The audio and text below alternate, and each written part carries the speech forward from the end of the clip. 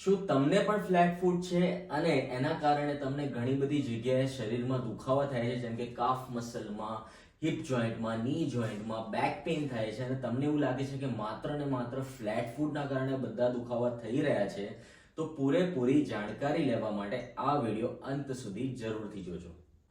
તો મિત્રો, according to રિસર્ચિસ, જે ઘણા બધા રિસર્ચિસ થતા હોય છે ફ્લેટ ફૂટ ઉપર, એમના પ્રમાણેનું એવું કહેવું છે કે ફ્લેટ ફૂટના કારણે ડેફિનેટલી તમારા કાફ મસલ જે છે એની ઉપર લોડ વધારે આવે છે, કેમ કે બાયોમિકેનિકલ ચેન્જીસ આપણી બોડીના બદલાઈ જતા હોય છે, જેના કારણે આપણા જે ની જોઈન્ટ છે, આપણા કાફ મસલ છે, આપણા હેમસ્ટ્રિંગ મસલ છે, એમની પર લોડ વધી જાય છે.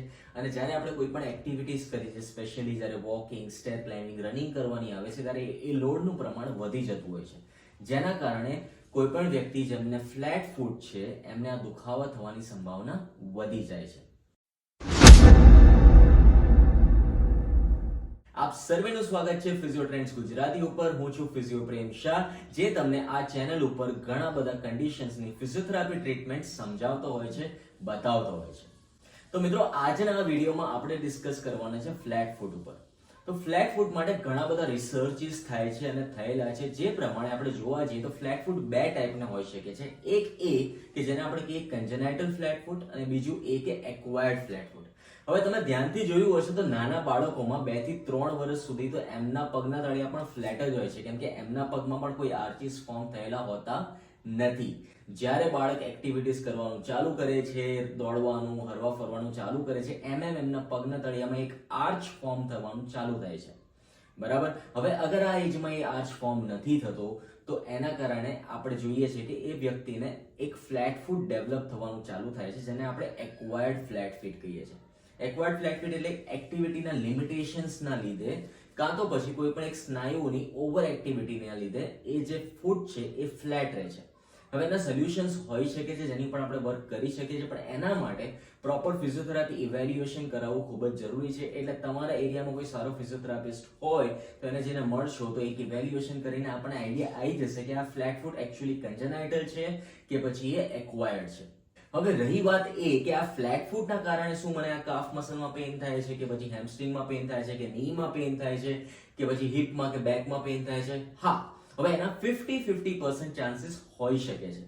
પણ અમુક વાર એવું પણ હોઈ શકે છે કે તમારા હિપ જોઈન્ટ કે સ્પાઇનની એબનોર્માલિટીના કારણે તમારા કાફમાં દુખાવો થતો હોય છે, અને એના કારણે કાફમાં ટાઇટનેસ હોય છે, અને એના કારણે ફૂટ ફ્લેટ થતું હોય છે. તો ઘણી બધી સંભાવના હોઈ શકે છે.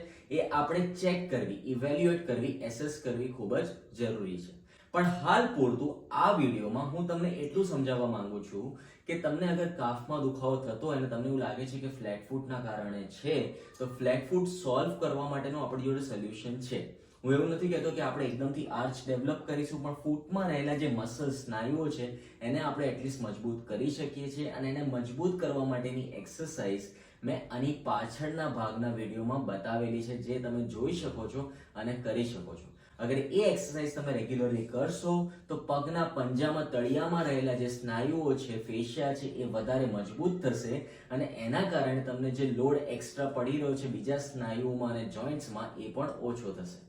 આ સિવાય મિત્રો, જે પ્રમાણે મેં તમને કીધું કે તમારે કાફ મસલને પણ સ્ટ્રેચ કરવું ખૂબ જ જરૂરી છે, તો કાફ મસલનું સ્ટ્રેચિંગ પણ કરવાનું રેગ્યુલર તમારે સ્ટાર્ટ કરવું જોઈએ અગર તમને ઓલરેડી ફ્લેટ ફૂટ છે તો. આના સિવાય અગર આપણે જોવા જઈએ તો દિનચર્યામાં જે આપણે મૂવમેન્ટ્સ કરીએ છીએ, જેમ કે સાવ નીચે જમીન ઉપર બેસવું, ઊભા થવું, સીડી ચડવી, વોક કરવું, અગર આ બધી એક્ટિવિટીઝ પણ તમે નથી કરી રહ્યા, તમે એકદમ અવોઇડ કરી રહ્યા છો, તો તમારે આ એક્ટિવિટી સ્ટાર્ટ કરવાની પણ ખૂબ જ જરૂર છે. કેમ કે જેટલી આપણે એક્ટિવિટીઝ કરીશું એટલા જ તમારા મસલ સ્ટ્રોંગ થશે, તમારી મૂવમેન્ટ્સ ઇમ્પ્રૂવ થશે, અને ગ્રેજ્યુઅલી જે તમને દુખાવો થાય છે એને આપણે કંટ્રોલમાં લાવી શકીશું. આના સિવાય અગર તમને ડિટેલમાં કોઈ ઇન્ફોર્મેશન જોઈએ છે, અસેસમેન્ટ જોઈએ છે, તો તમે મને સંપર્ક કરી શકો છો, નીચે કમેન્ટમાં લખી શકો છો. હું તમને લિંક પ્રોવાઈડ કરીશ, જેથી કરીને આપણે ઓનલાઈન કાં તો ઓફલાઈન મળીને આ વસ્તુનું સોલ્યુશન લાવી શકીશું.